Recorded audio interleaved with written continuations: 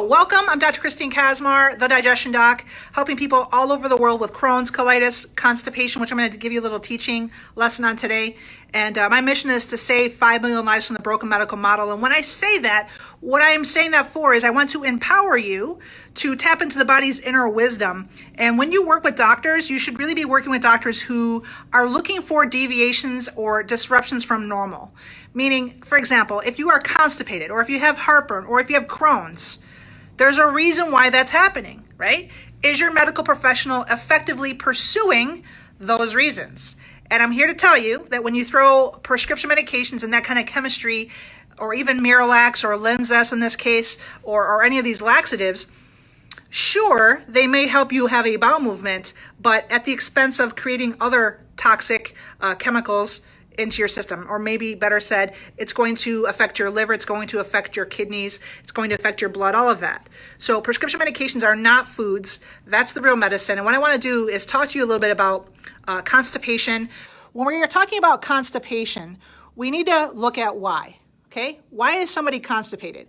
Why would somebody have diarrhea? Why would somebody have ulcerative colitis or nausea or headaches? The answer for everybody is the same, and that is stress. That's the reason why we all get sick. Stress. These stresses can have 3 different categories. Number 1 is your emotional.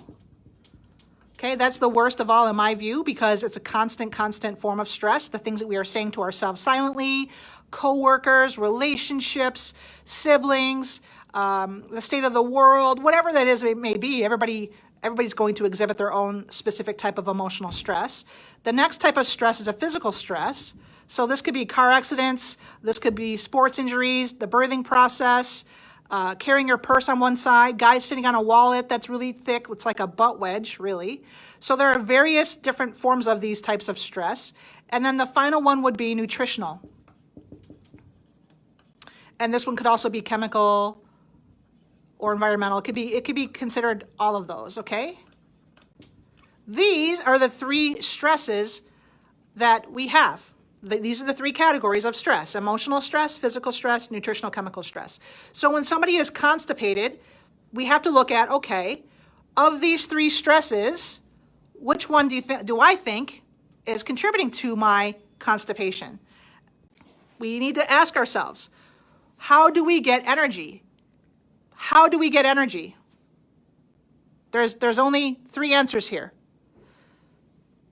Carbs, proteins, and fats.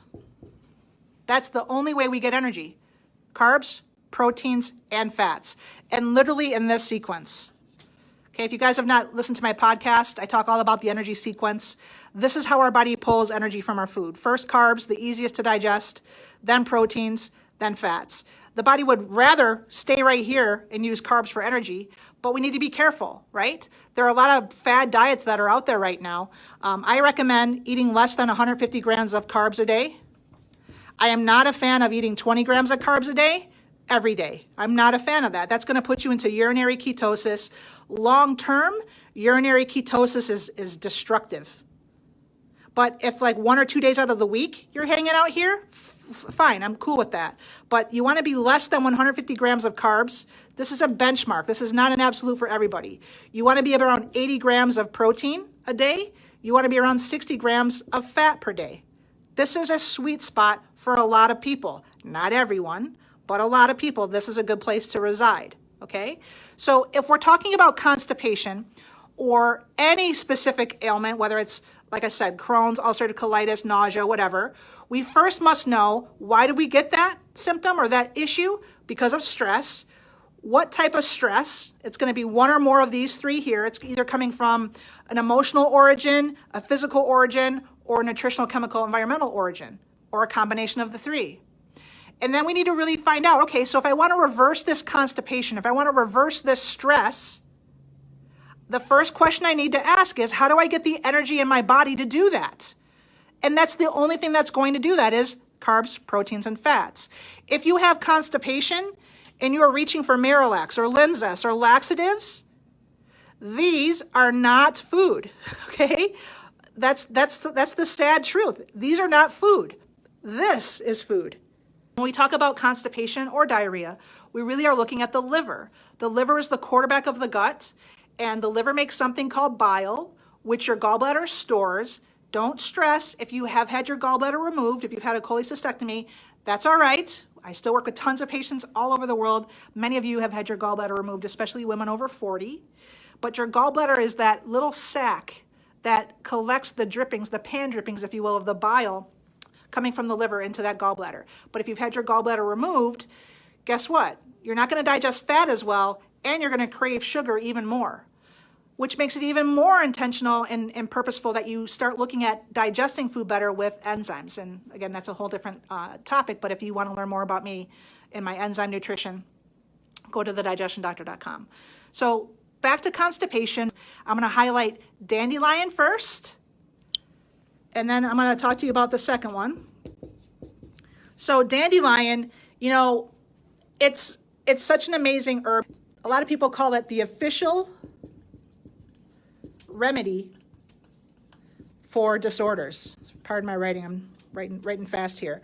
The official remedy for disorders. That's what dandelion is known as, right? Not to mention it has tons of vitamin A, your B complexes, vitamin D, vitamin C, calcium, magnesium, zinc. All of these are found in dandelion. Not to mention, dandelion has a wide range of ability to remove toxins. A wide range of ability to remove toxins. And it also helps to strengthen and invigorate. It has a wide range of ability to remove toxins, and the next, and many, many other things. The next herb that I've added is gentian root. Gentian root. This is a bitter. It is a antiparasitic. It's an anti-helminth, which is worms. So basically, it removes worms. Not to mention, this helps to stimulate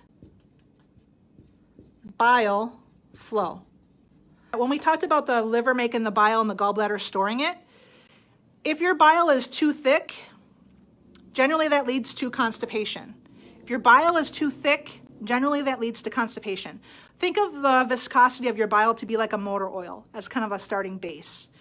If it starts to thicken, that's going to generally mean a constipated person, meaning that bile flow is too thick, it's going to slow everything down. And by the way, when you are under emotional stress, when you are under any stress, digestive secretions decrease. Let me say that again. When you're under emotional stress or any stress, digestive secretions decrease, which means everything slows down, right? So when we talk about bile, and when it thickens, that too can lead to constipation. Gentian is known to help to thin or bring that thick bile back toward normal or homeostasis point where bile should be like that motor oil viscosity. If your bile is too watery, these then are my colitis, Crohn's patients, and we need to use herbs that are going to help to thicken their bile in that case, all right? And so some other things that the gentian does is it also helps to stimulate the bile flow. It helps to improve waste removal, and it also helps to strengthen and invigorate the organs. Constipation is something you should never have to deal with.